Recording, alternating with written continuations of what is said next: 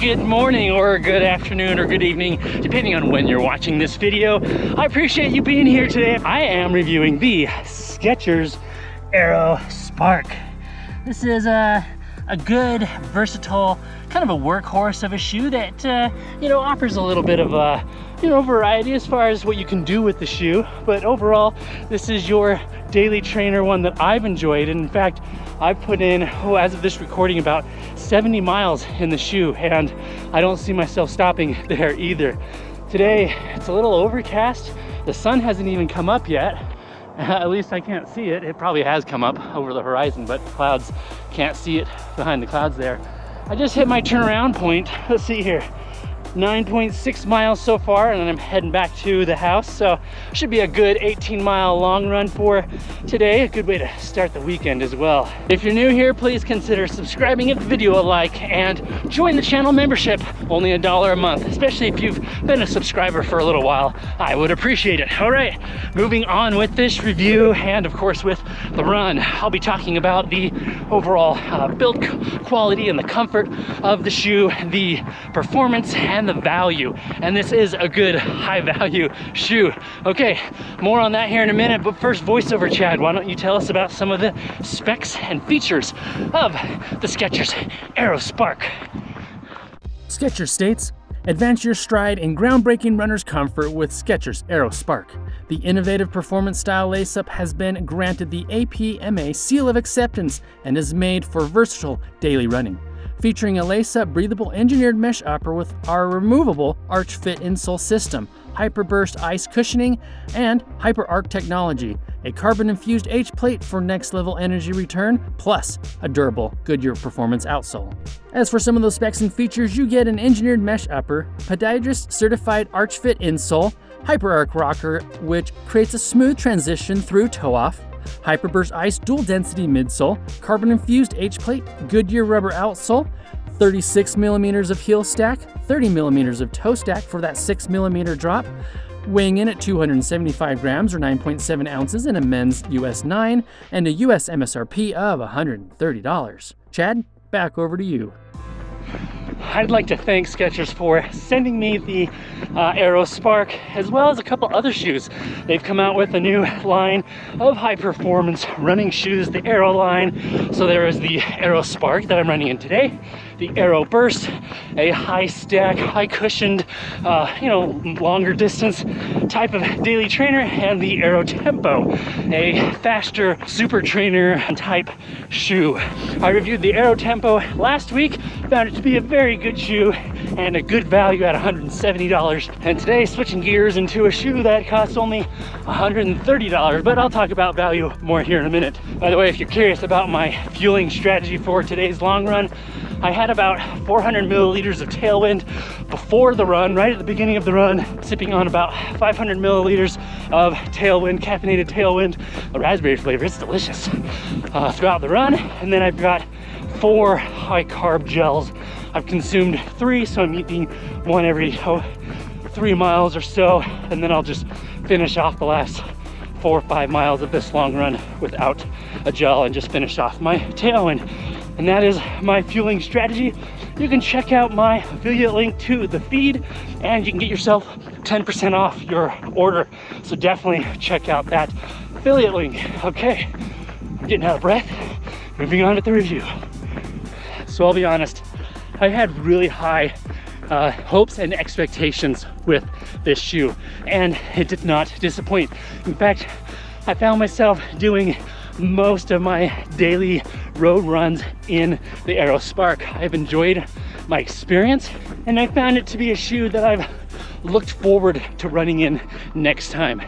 The Aero Spark, as far as that build quality and comfort goes, starting with the upper, offers a lot of good features. You have some nice padding in the tongue. In fact, I think the padding in the tongue is perfect. And then it's also softer. I'll show you right at the tip of the tongue, at the top of the tongue here, where it goes up against your ankle here. Just softer material, and yeah, just makes sure that you're not getting any rubbing in that part of your foot, the top of your foot there. So I think that's kind of a nice subtle feature. Again, padding is perfect. The tongue is gusseted on both sides with just a light stretchy material. It helps the tongue be held in place so it's not drifting or sliding to the side on you, and then it offers just a little bit more comfort and security across the sides and across the top of your foot as well. The laces are laces, nothing special, but do their job very well. I already mentioned the padding in the heel. It's perfect for a daily trainer. Not too plush, but offers good comfort and security for your ankle and your heel. There is some structure in that ankle part of the shoe, so again, holds your ankle in place. No rubbing or hot spots anywhere in the ankle or around, really anywhere in the shoe for that matter. The length is very good, true to size, no need to size up or down. The shoe does fit maybe on the slightly narrow side, but it's not a bad thing. I would say it fits a lot like the Hoka Clifton 9 and 10. I personally think the fit is perfect. I really like it. That engineered mesh upper material is seemingly very durable. Haven't had a single problem with that, and I appreciate that it's fairly breathable, at least up in the toe box. Whew. Coming up on tunnel. Honestly, when it comes to the upper, Skechers didn't use anything fancy or some new, technical fabric or material. They stuck with what works, and it works really well. Moving down the shoe, you get their Hyper Burst Ice midsole material. I think it's nitrogen infused. I'm not sure. Hyper Burst traditionally is nitrogen infused. I found the balance between softness and cushioning and responsiveness to be quite nice in this shoe. It's not quite as bouncy or responsive as like a beaded TPU type midsole, similar to what would be like in the Razor 5, another Skechers shoe that I find amazing. I think you can expect to get about 400 miles out of the midsole, and then moving down to that outsole, you get Goodyear rubber, good quality, should last the length or the longevity of the shoe. No problem there. Very grippy. Very pleased as well. So overall build quality, I think Skechers did a great job at choosing materials that are tried and tested. Comfort gets a thumbs up from me as well. I really like the comfort of the shoe. I can run all day in this shoe. In fact, I'm not even thinking about the shoe, except for right now, trying to think about the shoe as I talk about it, but it's not distracting, and yeah, I've really enjoyed my experience in it. Morning. So I guess that's all I have to say about build quality and comfort. Let's move on with the performance.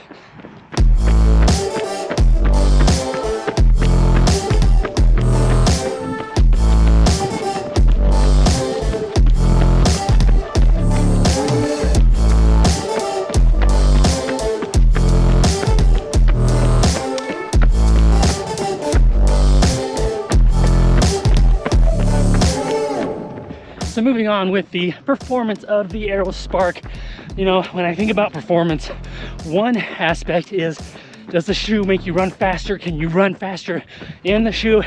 This is not a super fast, tempo type of shoe, although you can do some interval type, workouts in the shoe, making it a little more versatile. I do think, however, that it performs very well for majority of your miles, 80% of the miles that you're going to end up doing. After 70 miles, I've found the shoe to be very good for those easy casual runs when you're feeling good and you want to pick up the pace just a little bit, or of course those long runs like today. Another aspect of performance is that non-quantitative measure. That's a qualitative measure, and that is, do I enjoy myself in the shoe? Do I find myself wanting to grab this shoe for that next training run? And the short answer is yes, I do. This shoe does have a carbon H plate, which I don't know if it does a whole lot, to be honest. So it's probably more marketing than anything else. As a biker. Good morning. Hey. Hi, YouTube. Yeah. So it does have that carbon H plate, and I think if anything, all it's doing is offering just a little bit of maybe stability in keeping the shoe from being too loosey-goosey, as Seth James Damore says, in an otherwise very neutral shoe.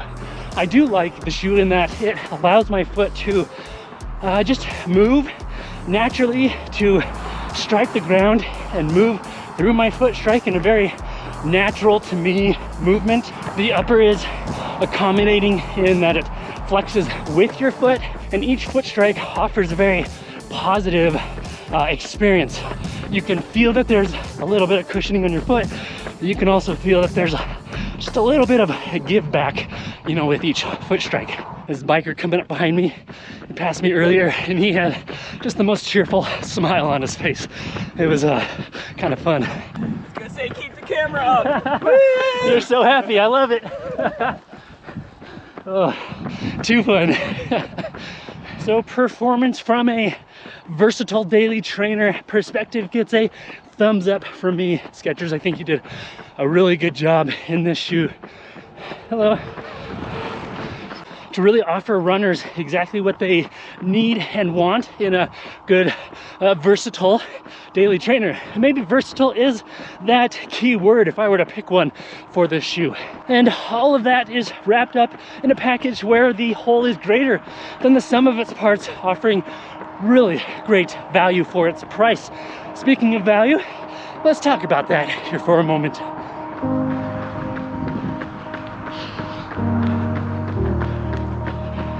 US MSRP of the Aero Blaze is $130. I think that is a great value. It competes with a couple other shoes that have recently come out, including the Salomon Aero Blaze 3 and the Puma Velocity Nitro 4. I've really enjoyed the Salomon Aero Blaze 3, found that ETPU midsole to be a lot of fun, very lively, but I do think that the Skechers Aero Burst offers the slightly better build when it comes to the upper, although I think the Salomon had the upper hand on the midsole material. And then of course the Puma Velocity 4, a shoe that I just received, has that full nitro midsole, excellent build quality.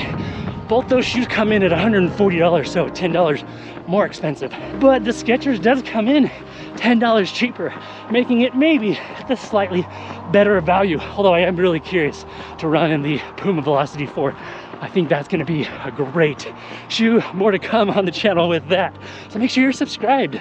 I think it's a very good value and definitely one worth considering, probably worth picking up. I know I've enjoyed my experience in the shoe, and it's one that if I were to have it as my sole daily trainer, I would be very pleased with it. I think somebody's catching up to me behind. I either need to pick up the pace or accept the fact that you're faster than I am. You run faster if you weren't videoing that. I know, right? That's true. Yeah, have a good one, man.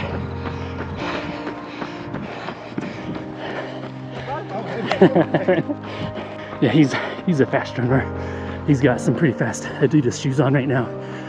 He's putting in some good work.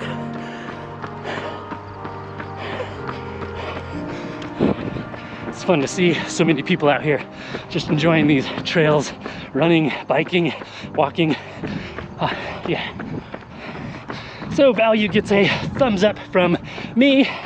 Now I'm gonna turn it over to you. What do you think about the Skechers Aero Burst? What do you think about Skechers shoes in general? I mean, these are not your kids' shoes. These are really good, high-performing running shoes. All right, just hit mile 16. Feeling really good. Legs are a little tired, but I've got energy. I feel really good. Make sure you're subscribed because I got a lot more coming to the channel, including reviews from Salomon and Puma and Skechers and much more. Is this an aid station? Yeah.